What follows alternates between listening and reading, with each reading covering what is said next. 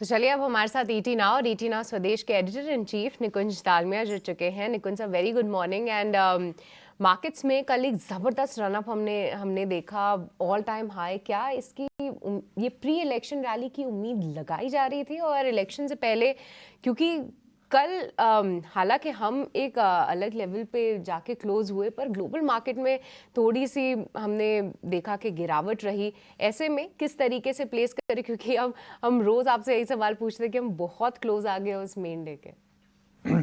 देखिए, जो हुआ एकदम भी आश्चर्यचकित मैं नहीं हूँ। मैं काफ़ी दिन से हम यही व्यू रख रहे हैं कि एफआई कहाँ जाएंगे, यहाँ नहीं आएंगे तो। और हमें लग रहा था कि इलेक्शन रिजल्ट के बाद वो एकदम दुम दबा करके भाग कर आएंगे, और इलेक्शन से पहले आ गए।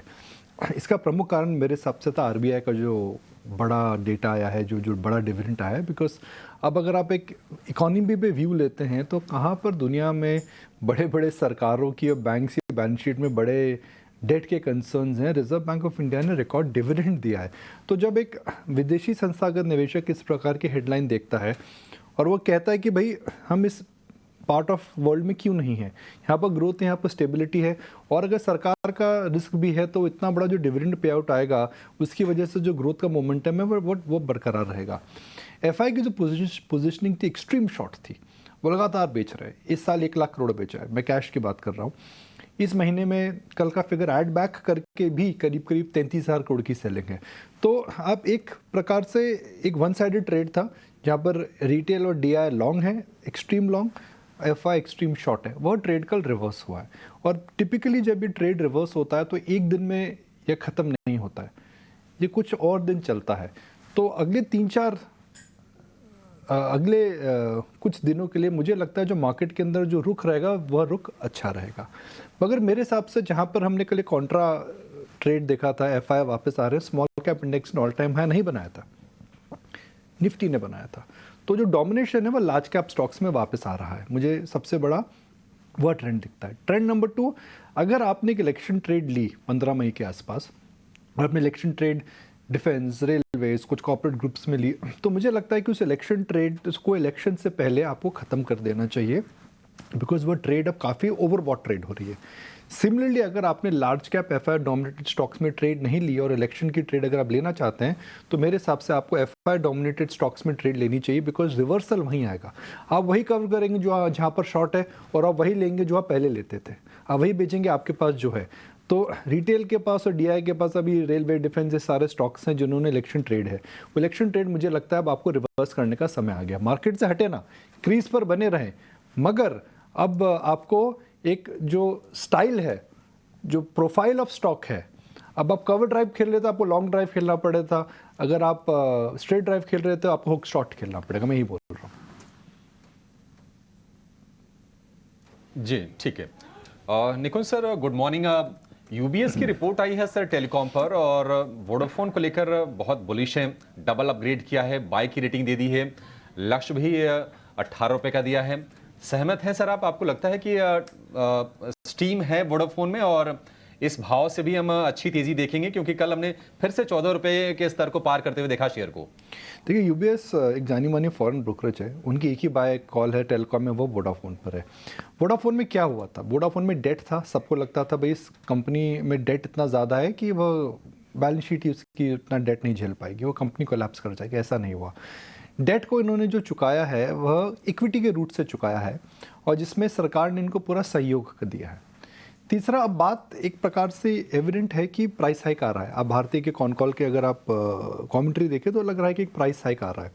तो सेक्टर का worst is behind, price hike आता है, और प्राइस हाइक जब आता है तो इतनी बड़ी बेस में अगर प्राइस हाइक 10% भी आता है तो मुनाफा उसका 30% बढ़ता है। ऑपरेटिंग लेवरेज हम उसी को बोलते हैं। तो कंपनी बच के निकल गई है अपनी फाइनेंशियल सिचुएशन से, डेट की प्रॉब्लम नहीं है, कैश आ चुका है और प्राइस हाइक आ रहा है। मगर इसमें एक और इवेंट हो सकता है कि वो एजीआर है।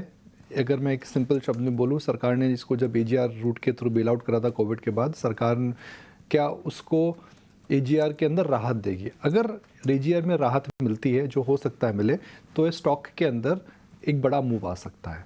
मगर आप एक 14 रुपये में अगर आप एक कॉल ये लेना चाहे कि भाई 14 रुपये का सीधा 18 रुपया हो जाएगा बिना वो एजीआर के समझौते के बावजूद तो मुश्किल है। मगर ये बात तो तय है कि वोडाफोन जैसी कंपनी में जहाँ पर एक एग्जिस्टेंशियल क्राइसिस हो चुका था, वर्स्ट इज़ बिहाइंड, जब मार्केट का बैड पैच आता है, एक हाई रिस्क स्टॉक है, आप इसमें निवेश कर सकते हैं, मगर एक हाई रिस्क स्टॉक है, वॉलेटाइल रहेगा, एक तरफा नहीं चलेगा, और इस स्टॉक के अंदर ये टिपिकल कंपाउंडर नहीं कहलाएगा, यह स्टॉक एक ट्रेड है जो कि हमेशा ट्रेड ही कहलाएगा। निकुंज सर गुड मॉर्निंग। ये जरा बीएससी पर भी इन्वेस्टेक की रिपोर्ट आई है, वो कह रहे हैं कि 3400 तक का टारगेट है। उन्होंने एक लाइन बड़ी इंटरेस्टिंग दी है कि जो बीएससी का डेरिवेटिव डिविजन्स है वहाँ पे काफ़ी अच्छा मोमेंटम है, और हम दोनों में देख पा रहे हैं, एक्सचेंजेस पे एनएससी पर भी है, बीएससी पर भी है। तो इस पे आपका टेक क्या है? देखिए, बीएससी पे अगर आप देखें तो नए मैनेजमेंट ने कमाल और धमाल दोनों कर रहा है। मार्केट शेयर एफएनओ के अंदर 8 से 9% हो चुका है, जो कि ऑलमोस्ट 1% से नीचे था। एक परसेप्शन बीएससी को लेकर के चेंज हुई है। बीएससी का जो नॉन एक्सचेंज रेवेन्यू वो भी बढ़ रहा है, और बीएससी जो एक बैक बेंचर हो चुका था, जहां सबने कहा था कि भाई the right to win only lies with National Stock Exchange, वो एक परसेप्शन चेंज हुई है। तो नया मैनेजमेंट आया, नए मैनेजमेंट में नई नीतियाँ अपनाई, मार्केट शेयर गेन हुआ, एफएनओ डेरिवेटिव मार्केट बढ़ा हुआ है। मगर बीएससी का जो स्टॉक है, देखिए अब सस्ता बहुत महंगा नहीं है, मगर रनअप बहुत ज़्यादा हो चुका है। इसमें रिस्क डिम्पी ये है कि अगर बजट के बाद, अगर इलेक्शन के बाद बजट में या उससे पहले सरकार अगर कुछ एफएनओ ट्रेडिंग, ऑप्शन ट्रेडिंग के लेकर के कुछ अगर बदलाव करती है, तो उसका सीधा असर एक्सचेंजेस पर पड़ेगा। एक प्रकार का हिंट हमें मिल चुका है, भले वो फाइनेंस मिनिस्टर से हो या फिर सीए से हो, कि भाई रिटेल इस समय काफ़ी ज़्यादा ऑप्शंस में एक्टिव है, and the risk of that is something they want to nullify. तो मेरे को लगता है, अगर मैं माहौल देखूं, मैं अगर कमेंट्स देखूं, अगर मैं टिप्पणियां देखूं रिटेल एफएनओ और एफएनओ ऑप्शंस में लेकर के, मुझे लगता है कुछ चेंजेस आएंगे। जब चेंजेस आएंगे तो बीएससी के स्टॉक में वॉलेटिलिटी आएगी, उस समय बीएससी के शेयर में आपको निवेश करना चाहिए।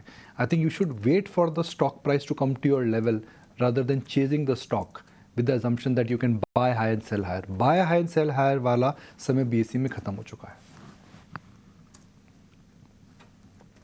ठीक है सर, बहुत शुक्रिया sir, thank you very much. ये 3-4 क्वेश्चंस का जवाब देने के लिए मोटा मोटी इसी से आइडिया लग गया कि मार्केट कैसे चलेगा, और अलग अलग स्टॉक्स पे जो अपनी राय रखी है, इसके लिए बहुत बहुत शुक्रिया। आगे बढ़े, अब एक और मेहमान हमारे साथ जुड़ रहे हैं। उनका नाम है आदित्य जैन, और माफ़ कीजिए अभिषेक जैन, वो हमारे साथ जुड़ रहे हैं। अभिषेक, पहले तो बहुत बहुत शुक्रिया, थैंक यू वेरी मच। आपने कोई शेयर एनालिसिस किया है सर? मान लीजिए एफआईज कल शॉर्ट कवर करके आए हैं, 1242 हो गया उनकी लॉन्ग होल्डिंग्स, अगर थोड़ा और भी आते हैं तो आपकी लिस्ट में है कोई फ्रंटलाइन शेयर्स? आप तो बहुत रिपोर्ट निकालते हैं फ्रंटलाइन शेयर्स पे, मैंने देखा है टिपिकली। तो फ्रंटलाइन शेयर्स में अगर आप देखेंगे तो HDFC bank is something where हमें लगता है कि बैंकिंग शेयर्स में अभी भी राइट नाउ आई थिंक, जैसा निकुंज सर बोल रहे थे कि जो लार्ज कैप स्टॉक्स हैं वहां पे फोकस रखना चाहिए, तो definitely HDFC bank, Kotak, these are the banks. आज जो एफआईज आएंगे वो सबसे पहले वही स्टॉक्स खरीदेंगे जो जिनमें वो पहले लेते थे, ऑब्वियसली। तो these are the private banks में मेरे को लगता है, इवन कुछ पीएसयू बैंक्स भी हैं, बट लार्जली जो प्राइवेट सेक्टर बैंक्स हैं वो मेरे को लगता है यहाँ से आपको ये 5 से 10% की रैली आपको रिजल्ट्स, इलेक्शन रिजल्ट्स तक दे सकते हैं। और लगता यही है कि रिटेल में डिसबर्समेंट वगैरह के जो नंबर्स अभी तक हम देख रहे हैं, ये क्वार्टर ठीक ठाक ही रहे हैं। तो एचडीएफसी और कोटक के लिए और दूसरे जो प्राइवेट प्लेयर्स हैं उनके लिए इतना नेगेटिव नहीं होना चाहिए। गवर्नमेंट स्पेंडिंग में थोड़ा सा स्लो डाउन आया है, तो हो सकता है कि थोड़ा सा जहाँ पीएसयूज में जहाँ पे होता है तो वहां पे थोड़ा सा स्लो डाउन आए, बट यहाँ पे मेरे को नहीं लग रहा है कि कुछ है ना स्लो डाउन आना चाहिए। और पीएसयू प्राइवेट सेक्टर बैंक्स में मेरे को लगता है यहाँ से आपको अच्छी रैली देखी जा सकती है, यहाँ से 10% की रैलीज भी देखी जा सकती है अगर